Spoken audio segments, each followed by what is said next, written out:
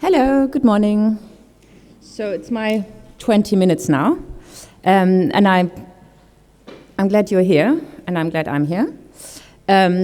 What I would like to talk about today is art and activism, and I'm very thankful for the great topic that has been chosen for this conference as a whole, and I would also like to speak about populism, but maybe from a different angle. I guess when we speak about populism, we have to ask ourselves, what is populism, and how is it situated, and how is the art world linked to it or not linked to it?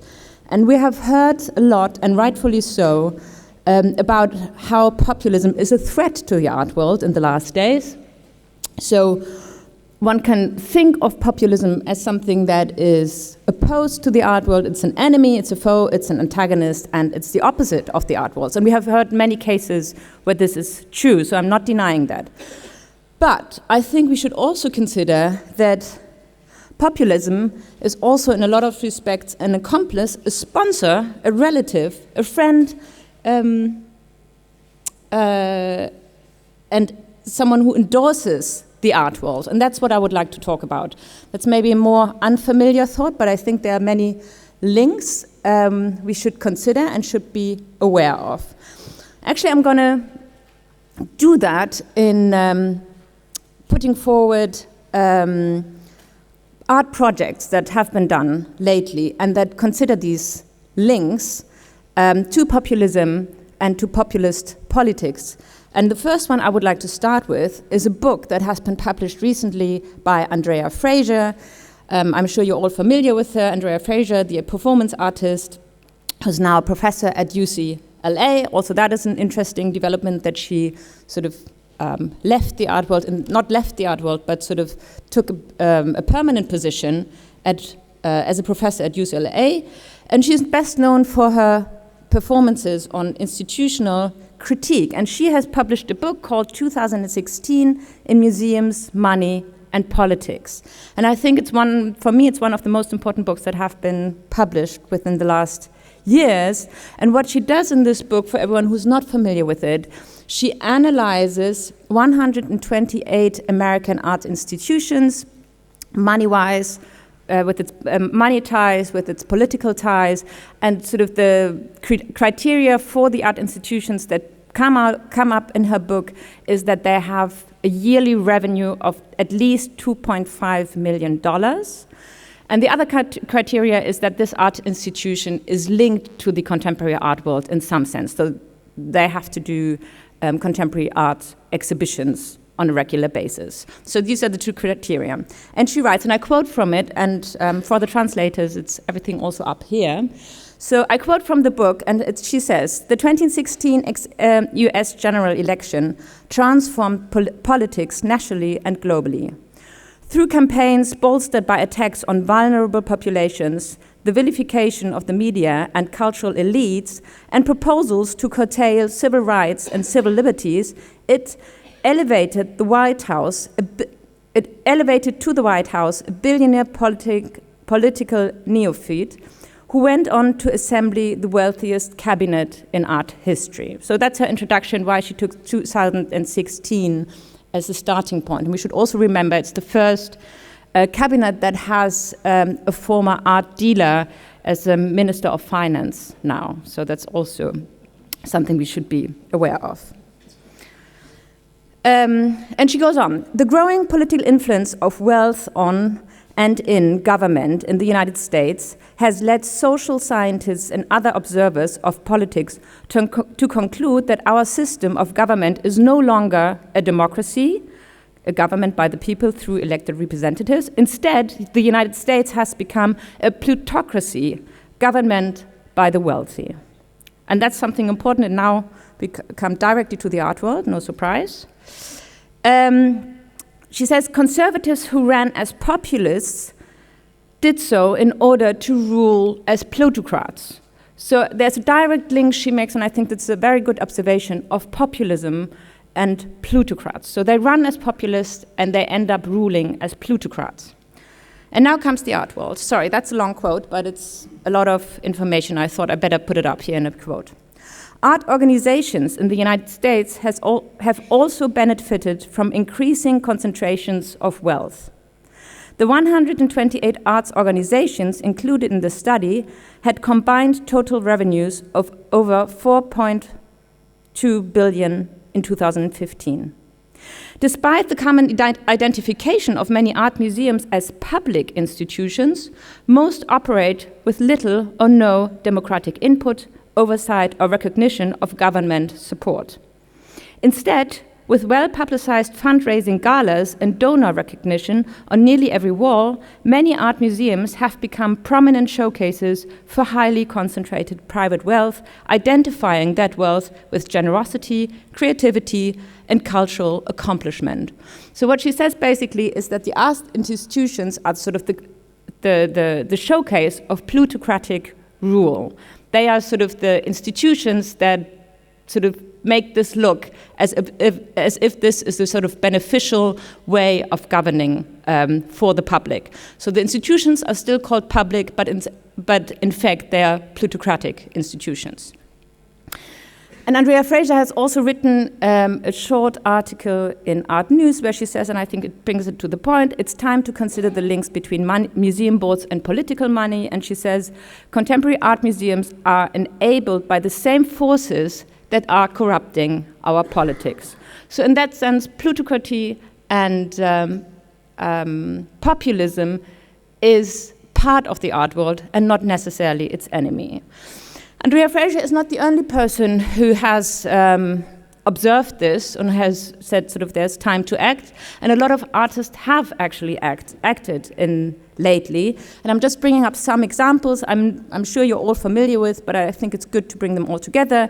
The most prominent example is probably Nan Goldin, and I take this photo from her webpage, the webpage of an organization she has founded, and where she writes about herself.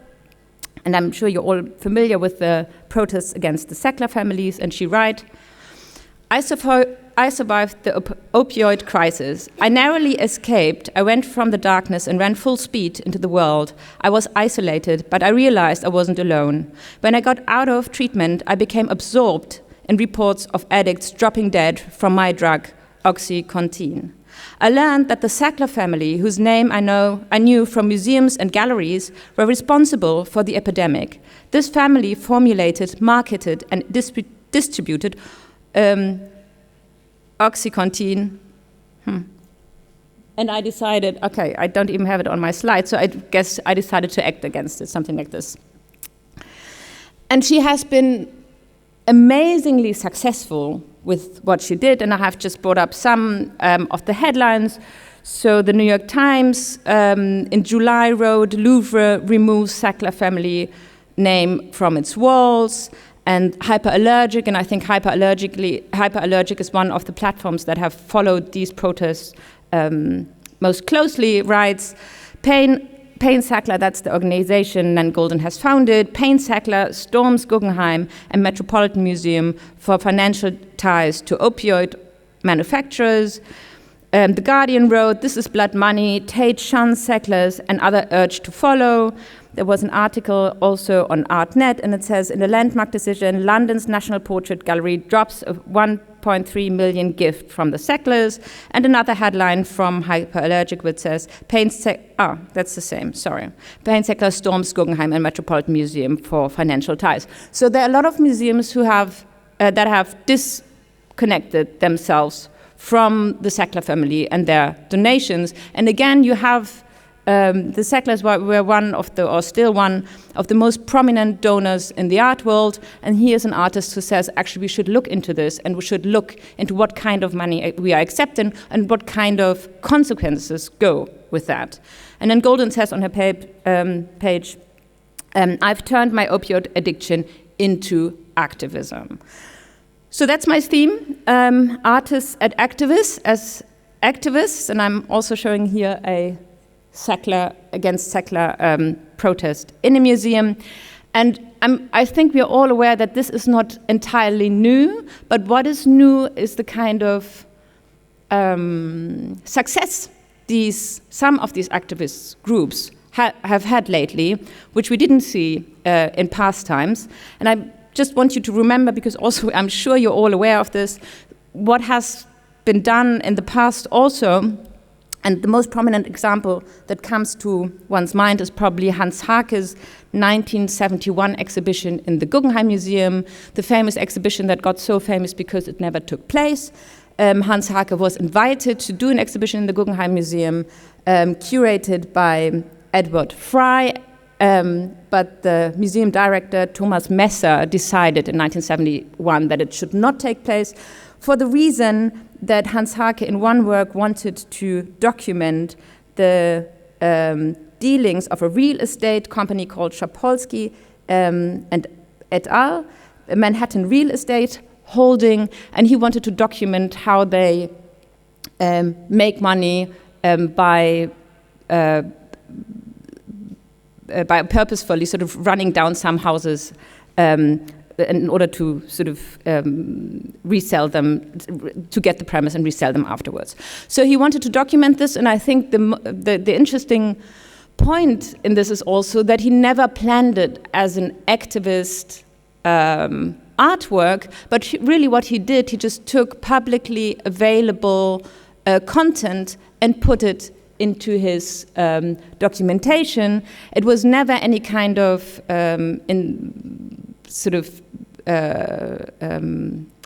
it was never any kind of sort of heavy journalism. He just took what's publicly available, wanted to put it up the wall, and that was censored by the Guggenheim Museum. He didn't get an exhibition anymore for 15 years in the United States after that, and also the curator, Edward Fry, never got hired by any museum in the United States anymore. So that was quite heavy censorship.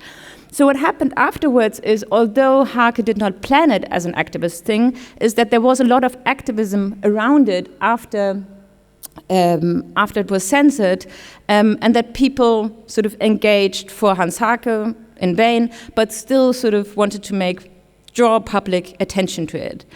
That happened in 1971, and it continued, and not only in the art world, but there were strong links between activist groups and the art world in the 1980s. I'm showing here an example from 1985, and that's taking place in Frankfurt. Everybody who knows Frankfurt also knows the building. That's the building of the Deutsche Bank in Frankfurt. And what you have here is protesters outside the Deutsche Bank in 1985. And what they're protesting again is the Deutsche Bank's dealing with South Africa and the apartheid regime. What's interesting is sort of the most important question for all activist group is how do you put forward your criticism and how do you sort of enter the institutions? And one strategy that became very prominent in the 1980s was to buy one share when there's the big annual shareholder meeting, to buy one share and actually go into that meeting and bring forward your criticism. The Protestant Church was very active with that in 1985, and also again, it was Hans Hake in 1987 who did this artwork, protesting against the Deutsche Bank and its engagement and its dealings with an apartheid regime at the Documenta 8 in Kassel, and again, he wasn't invited to the next Documenta. So Hake was sort of constantly sort of pushing forward and being pushed back. We should also not forget to keep this talk site-specific and think of the protests that came up in 2004 around the Hamburger Bahnhof Museum accepting a gift from Friedrich Christian Flick, from the Flick family. There were a lot of protests against this because he came from a family that made its fortune with armor supplies during the Second World War. He's actually the grandson of the man running that company, and people thought that sort of art that has been bought with that kind of money should not be put up in a public institution, and even less so if the donor doesn't agree to paying to forced labor's fonds that have been put up. And Friedrich Christian Flick said sort of he didn't want to pay into that initially. And there was a big activist protest against this, and Renata Stie and Frieda Schnock did these wall posters called Freier Eintritt für ehemalige Zwangsarbeiter, so they said the forced laborers should at least get free entrance then to the museum. I jumped to my last case and last slides, which is from the MoMA again. It's quite recently what happened, and it was, and I'm going to read it to you also, it was an open letter that was put forward at a conference in MoMA against BlackRock. And what I really find particularly fascinating is the kind of activism with Nan Goldin, with Andrea Fraser, with these people I'm going to quote right now, is how well informed they are. So I think this is also something that happened in the 1980s when people bought these shares and went into shareholder meetings and put up their criticism, that these people were highly informed what was going on. It wasn't just some regular protest, but actually they were just as good as informed, as well as informed as the journalists reporting on it. And again, to give an example of this, I would like to quote from the open letter against BlackRock, who's also BlackRock, the company, whose COO is also a donator to the Museum of Modern Art in New York. And the letter reads, "We invited speakers at the MoMA organized conference, The Multiplication of Perspectives," I guess that's one perspective they didn't want to multiply, "ask that MoMA and its board member Larry Fink to divest from private prison companies. MoMA board member Larry Fink is CEO of BlackRock, the second largest shareholder of prison companies, GEO Group and Core Civic. With over $2 billion in contracts with immigration and custom enforcement, these two companies are responsible for over 70% of all immigration's detention, including families separated at the border. MoMA's own pension fund, Fidelity, is also one of the largest owners of these prison stocks.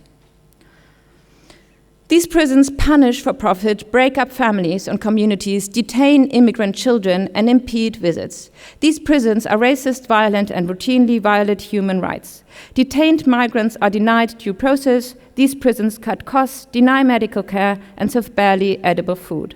These prisons think of immigrants as a market. This is just the beginning. They are seeking to expand into other markets.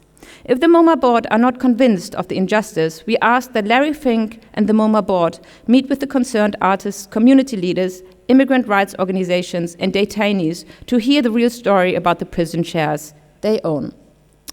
And the open letter was signed by Kada Atya, Humana Mana, Ahil Mbembe, and Zdenka Badovinac, who is the director of the museum, the art museum in Ljubljana. So that was a great diversity of people who signed this letter. And this is actually my last example of art and activism. And I think it's even more important that art and art historians, art critics, artists are aware of what kind of institutions they're dealing with, because the other way, sort of on the other side, people are very well informed about art history and art criticism. And actually Larry Fink, the CEO of BlackRock, recently said, I don't know why it's doing this. I just loaded this down from the internet, and it does it, but I think it's it's fun. But it wasn't me. I wouldn't know how to do it. And Larry Fink recently said, contemporary art has become one of the most important stores of wealth internationally, along with apartments in major cities such as New York, London, and Vancouver. And I think we should be aware that when it comes to the side of the sponsors and donors, that they are well aware of the art world they are dealing with. And I'm just leaving this here, and I ask myself, this is what artists have done recently, and they have brought up all these stunning initiatives, and they have been very successful recently. And my question probably is to us art critics, where we have been in that. Thank you.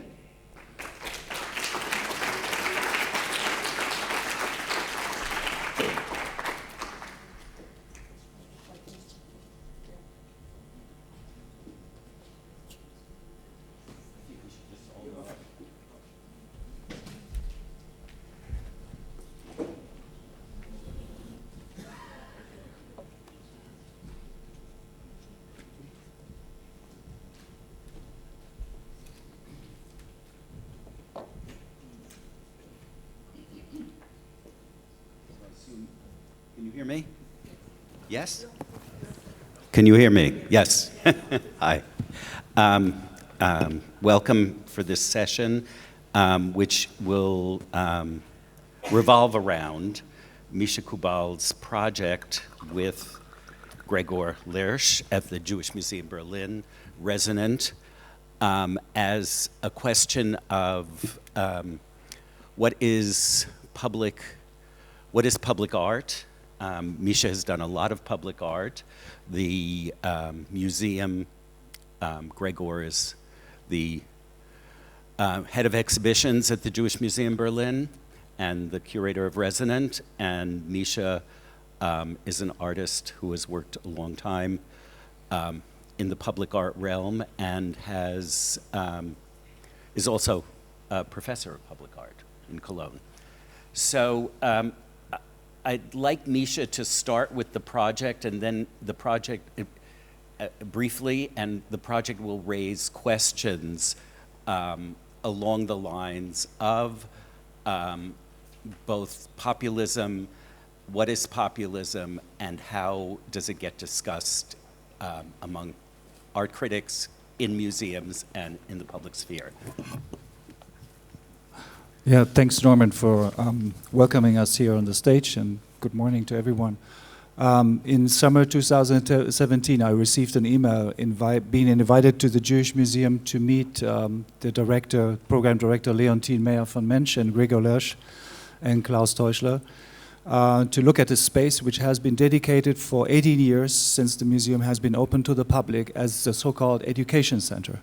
And the museum has started to think about kind of a new way to use that space. And that email arrived on Monday. On Tuesday, we had a phone conversation, Gregor and I, and the project started the next day. So I arrived on Wednesday, and this was a 2-year journey just finished by September 1st. So these are the parameters. And the idea was to look at the space and to put into consideration that Daniel Libeskind made a design which has a very strong emphasis on the question how we can be getting engaged in the memory of the unspeakable and the unimaginable. And so I think this is a very difficult starting point. So when I walked the exhibition space, or the new dedicated exhibition space, the first impression was to leave the architecture or bring it back to its original power and force, and what can be added to make it an accessible space for all those who are interested in that kind of process. So the interventions were very little, one can say, but the subtle elements in it one needs to reveal, and it's kind of a connection to what Julia Voss was trying to deliver. There are different ways of activism. What can the museum do? And here is the conversation we started. It started with the idea to have like 2 mind maps, one inside the museum and the other one connecting the museum with the city. So what is the context of the city and the museum? What is the relation? What is behind the walls? How does it work? So the first most radical thing you won't maybe not find in the papers so far, and even not really printed in the catalog, here and there the essays refer to it, is the open call. Why the open call is so interesting and I would say political? Because everything in the museum is controlled by the curator, by the institution, and maybe also by, let's say, a different way of standards. And the open call invited all musicians worldwide to contribute to res.o.nant. That's the name of the project. So all the contributions who came in, we had been looking at and listening to and discussed. We, in first place, said it should be possible to distribute this in the museum. So that was, I think, the most radical, invisible connotation of that project. In total, we received 250 contributions worldwide. Radical, electric, acoustic, spoken words, a cappella, whatever you can imagine was included. And we did this in, let's say, in a very specific moment when music and sound was not being looked at in an innocent way anymore, especially in Berlin. But maybe we're getting to that point later on. Yes. Good morning. Also, thank you for the invitation. To add on this public. So, what was public on this project, and how can you deal with public in a museum? I guess most of you know the space, which is first underground, concrete, with a very specific context, and on the other hand, guarded day and night by police, and so not very accessible for public. So, but starting the project res.o.nant with Mischa, it was obvious that we wanted to create a public sphere in this project. So, one thing was the invitation of musicians who contributed tracks, and the other thing was that from the beginning we thought how in this museum building, which is still like the emblematic daily thing of our museum work, because people come mainly to see this building and to have this experience, how to go out of the museum and how to perhaps intervene also in the public sphere. So what happened is that we've been going very back to the design of the first design of Daniel Liebeskind in this building, which is connected through a grid of lines in the whole city. So there are different like lieux de mémoire of places of German Jewish history, and we took one of these places, which is in the middle of Kreuzberg, like on the corner of Oranienstraße and Manteuffelstraße. And Liebeskind refers in this line to a poem of Paul Celan. So are there slides there? Can we have the slides, please?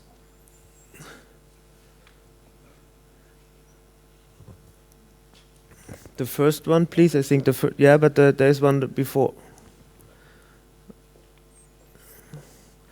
So, thank you. Yeah. So, and this is a poem by Paul Celan, Oranienstraße 1. Liebeskind refers to this poem and puts it into the city map of Berlin. So what we took as one part of the res.o.nant project is to go out, to take one of the patterns of the voids, to spray it on the floor, and to take this museum project out in the public sphere. Only for a week. We would have liked to do it longer, but in the public sphere everything is complicated, and this space is a commercial space to buy. So we used also the usual way to book it. We booked it through, and we're going out, and we're very curious what would happen in this public atmosphere. It's a very busy corner in Oranienstraße. So what happened, and this even surprised us in a way, is you see this wooden board there in the corner. So after 2 days of having this displayed there, because there was no label, there was no text, no explaining why is it there. There were some hints like the hashtag res.o.nant around the corner there. You could read it's from the Jewish Museum, but then some unknown or anonymous neighbors did add some information to the poet. So they were browsing through internet and did find an interpretation of this poem, which is a very enigmatic poem, and we're printing this out, putting this on a board and adding it in the public sphere to this poem, which was a very interesting moment when I passed in the morning. I thought, oh, what's this? And definitely in the first moment I thought, because this Jewish context in Germany in a public sphere is a very complex thing. So first I was very afraid, oh God, who did write anything? And I checked it and was so surprised that it was just a layer of information, and it was a confirmation of this intervention in the public sphere. So this is one of the examples of how we work together for res.o.nant. I guess one of the Mischa, you mentioned two examples of the Liebeskind building, the concrete, the heavy concrete structure. But I'm trying to get at also one of the things about the Liebeskind building, which is also, I think, prominent in the art world, or prominent because it isn't, is invisibility. And Liebeskind played with invisibility. And in the cubic empty spaces, voids. And I think this is one of the things that we have within the art world, as Julia Voss said. The things that are not uttered, the things that are taken for granted, and how we bring them into the public sphere, how we make them part of the popular consciousness. And I think it works in very many ways, because the one example I have from the United States is our huge debate about monuments honoring Confederate players, actors, and it's not resolved.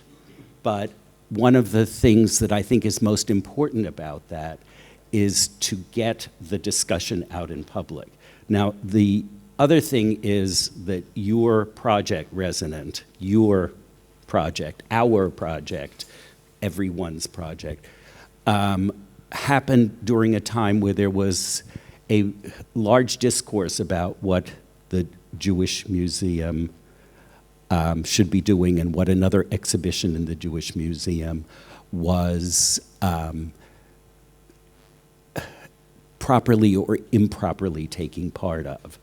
And I think Gregor has some very interesting, like, how did this public project, or this project that tried to be somewhere between inside and outside, function within that discourse? Oh, that's a very interesting question. And at the end, this project has been like also physically in the eye of the hurricane around all the time. It was, although it opened 4 weeks before the Jerusalem exhibition opened, there was an exhibition, Welcome to Jerusalem, which was heavily criticized by some criticizers of the museum. The interesting thing is that with this project, and we've been very careful and had a lot of discussion what would happen if we activate such a lot of people, also who would we invite as musicians from the very beginning, because it was the time when all these pop culture festival discussions were going on. The topic of BDS is like always in the room if we do something. So we've been discussing a lot about this. Directly you come to the topic of censorship, self-censorship. Who would you address? Who would you not address? Perhaps strategical address, not address. So we've been doing this, but then decided let's keep it open. Let's ask some of the people of our network and then let it go. And what did happen, and this is still until now a bit surprising for me, because we did also some projects which also internally in the museum we discussed. So we had, for example, like some of the pioneers of electronic music of Detroit we invited to perform in the void of Liebeskind. So and a lot of colleagues said, how can you do this? How can you bring these techno people in this Holocaust memorial space? And we said, why not? Because they do not a party. They work artistically with this space, and they all know this space. They all have been during their Berlin visits. They have seen this space and somehow influenced by it. So these musicians, they worked very carefully with the space within the installation of Mischa Kuball. So it was a set, and we somehow have not been, with this project, not affected by the overall criticism on the programming also of the Jewish Museum, which was very much focused on two things. One is the exhibition on Jerusalem, and the other is the program of the academy of the museum. But definitely we have been affected because every step we did happened in a very discursive and complex atmosphere, also approaching people and getting answers or not answers, and things like this. Mischa? Yeah, I would like to add a very personal moment. Mike Banks, who was actually jumping in because Juan Atkins, who was has been invited first to work and collaborate with sound and resonance in the Resonant project.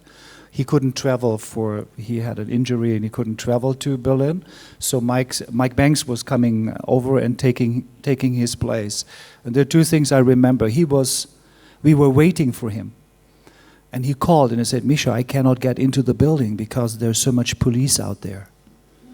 And I never recognized that. I mean, how would it be for a foreigner to come to the Jewish Museum, being so much invited and heard about it, and then first thing you see is this police. So we are still in a situation that we have to protect this kind of institutions in our society. This is a remarkable thing, and it has been transmitted and mirrored through his behavior and his request.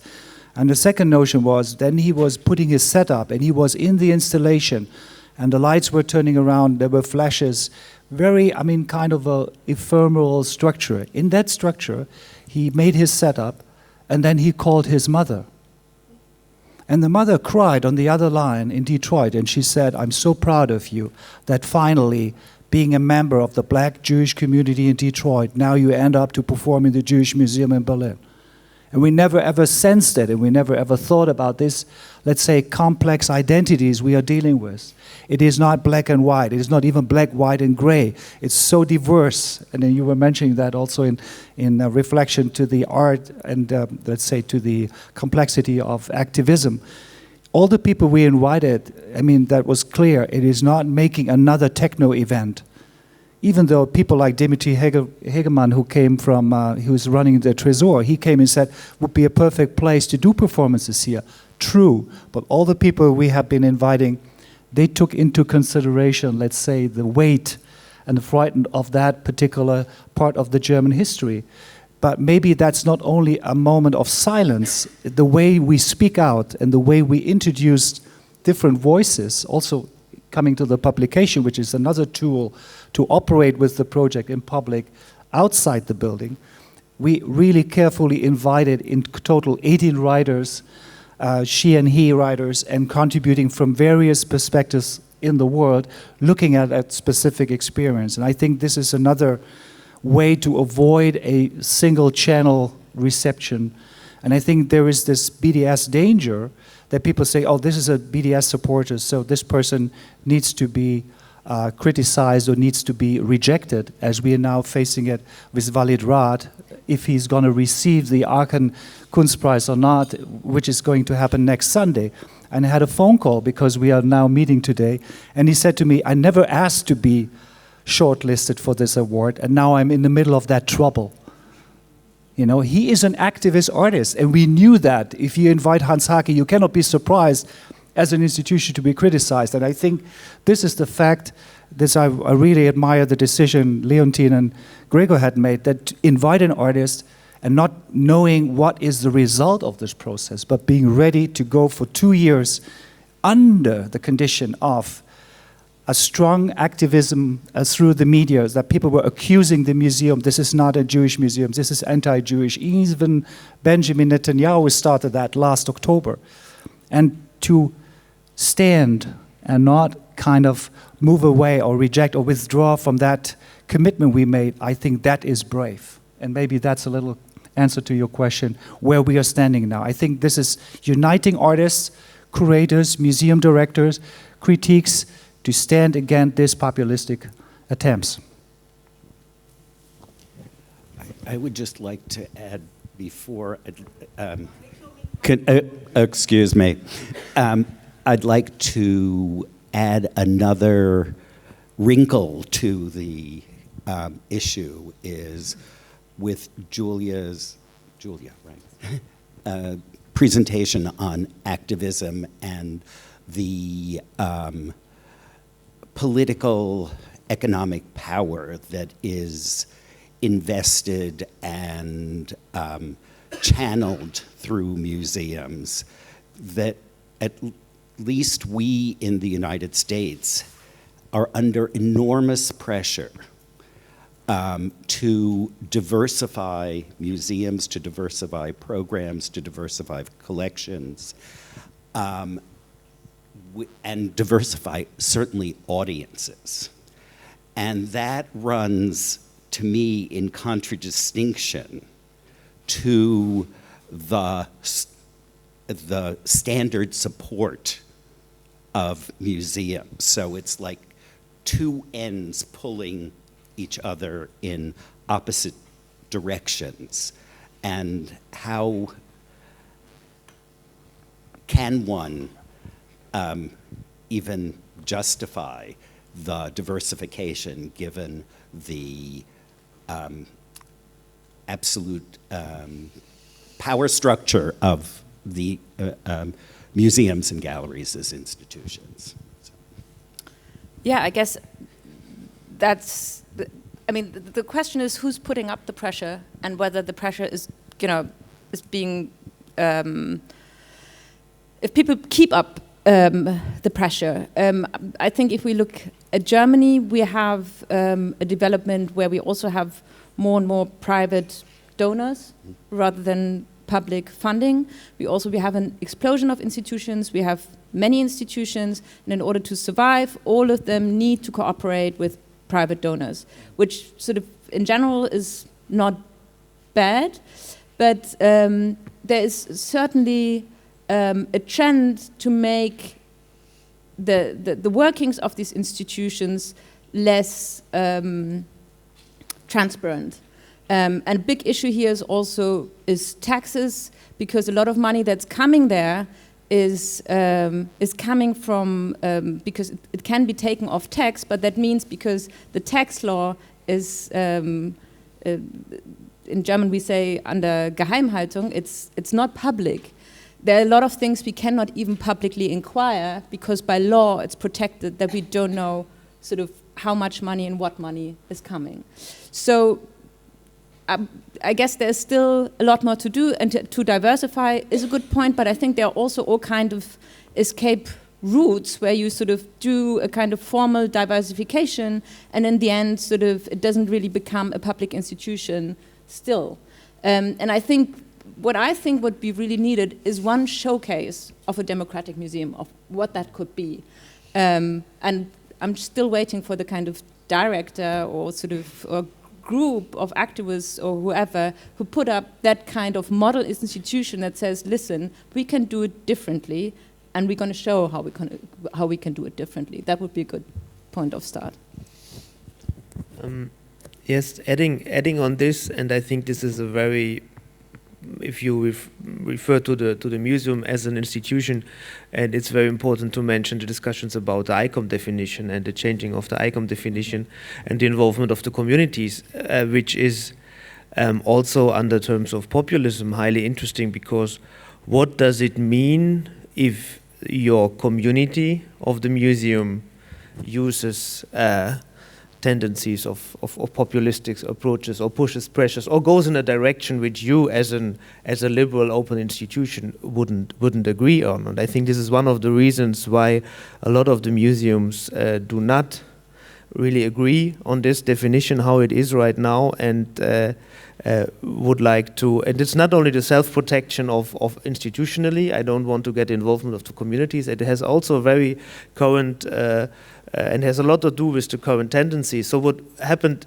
and this adds a bit on your talk on that populism is not only like the other side, or like yesterday a lot of people said the dark side, or whatever. It in some of the spheres and the current spheres it definitely works like that. There's and it gets very binary. This is, I think, in Germany it's not the moment. In the moment it's very different.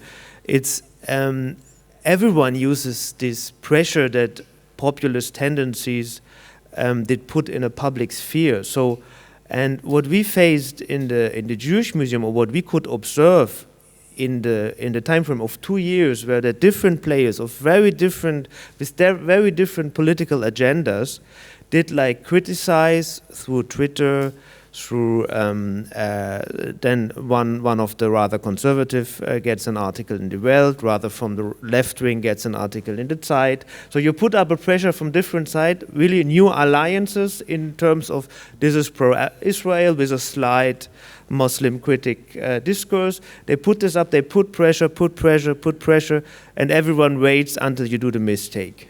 And everything gets scanned, you do, everything that goes out, everything which is said, and then it turns out that it's like a rake of things. But for me, the interesting thing, the learning was that from a German context, is that this idea of populism, this is not the AfD, this is not a right-wing thing, this is something that happens everywhere. It's a tendency, it's also it's a discourse, it's a movement, it's something that we can feel everywhere. And I think it's good to see it also as a positive thing, because you can use it, we can use this, we could use this, but it's very complex to understand. It's not the evil thing, the populism. Okay. No, it's a tool. At the end, it's a tool. Okay. I just had one thought in answer to Julia's notion of a democratic institution. I think Marcia Tucker, when she founded the new museum, tried to make it incredibly democratic. Everyone on staff, whether you were a porter, a guard, a secretary, or a curator, or a director, were paid the same amount of money. And I think it's ironic that now there is a real problem with a union at the new museum, which had to put itself together and feels underpaid. So it's just one example. But I think we have questions out in the audience, and so, sir. I borrowed this. Henry Merrick Hughes, it's not really a question, but just in answer to Julia's particular demand for a new kind of museum, I just wanted to, I'm sure you know it already, draw your attention to a book by Piotr Piotrowski, which was his last publication. It was called something like The New Museum. And it was with different authors and posited a new kind of museum that would engage directly with the public and fight this populist tendency. But anyway, I just mention it also for other listeners, and I can recommend it. Yeah, thank you. Thank you. There's another question out there. Hi, is it on? Jamie from AICA USA. First, I want to say I appreciate that this panel has kind of begun to delineate the contradiction bound up in the concept of populism, right? It's not necessarily a specific term, especially at the beginning of Julia's presentation, pointing out those conflicting definitions. But I do want to ask a question about what do we mean when we talk about the success of activist art, or activist art being successful. It is particularly, pertinent right now, talking about the museum protests happening a lot in New York. Most recently, the resignation of Warren Kanders from the Whitney Museum was widely claimed as a success by protests organized by Decolonize This Place. However, as critics, we would ask, what are the ultimate aims? And in a time when, particularly in the United States, but I know elsewhere, there's not public funding for museums, right? So museums and other art institutions, especially private art institutions, they exist because of private philanthropy. And so the demand seems to be either to replace board members whose billions have come from, their accumulation of their wealth has come from unethical means, with either wealthy people who have gained their wealth through ethical means, or by non-wealthy people, in which case, this is a contradiction. So as critics, we might pose the question, and I wonder what your thoughts are about this, of what are the ultimate political aims of art activism, or how can critique clarify what those possibilities might look like when art actually gets it wrong or doesn't, isn't sufficient? Yeah, thank you so much. I mean, this is a very important question. It's the crucial question, and I wish I had a ready answer to that. I mean, I guess there is, in the United States, there is a big discussion on what's called philanthrocapitalism, and basically the entire idea that maybe sort of through tax incentives that were introduced in the 90s, there was a big redistribution of, in the end, public money from sort of public ends to private ends. And I guess we have to unpack all this, and this is also, it would be also worth in Germany. People are less aware of it in Germany, but philanthrocapitalism is also a big thing in Germany. And I think so far, it depends on your level of information. So far, we saw sort of that the private donors and actually all these wonderful institutions depend on these private donors and their generosity. But sort of in turn, they received a lot of incentives to do so, and profited from it a lot. And to see whether this kind of balance, I mean, it was actually Bill Clinton who had the idea that sort of all these entrepreneurs who ran successful companies, if they were introduced into the welfare state would just flourish as, I don't know, Microsoft. And it turned out it didn't. And now we are at a point where less and less sort of public money was sort of turned to private ends, and I guess I don't have a ready answer to that, but one has to keep asking. I mean, that's the most important question, so thank you for that. But we have to unpack all this, and this is why I'm also so thankful for the kind of activism we have in the United States, because it is so well informed. It's not just some, I don't know, it's just not just some bold claim, but if you go into it, if you go into the websites, if you read the open letters, if you sort of read the books on philanthrocapitalism and so forth, it's a wave of activism now that is very well informed, and I'm just thankful for that. And thank you for your question. I think we can have one more question. Yes. I just want Liam Kelly from AICA Ireland. I just wanted to ask one basic question. How is the Jewish Museum funded? And is it distinctly different from the examples that Julia cited and their related problems? Yes, because the Jewish Museum is, as a German federal museum, mainly publicly funded by federal funds, and there is just an important part, but it's the smaller part of private, mainly corporate private money in the museum, and I think this is a. But also, I have to say, we have a secular staircase. So this is also what we discovered now, being in discussion. It was also a secular staircase. Yeah, okay. It was. It is not. It's a public.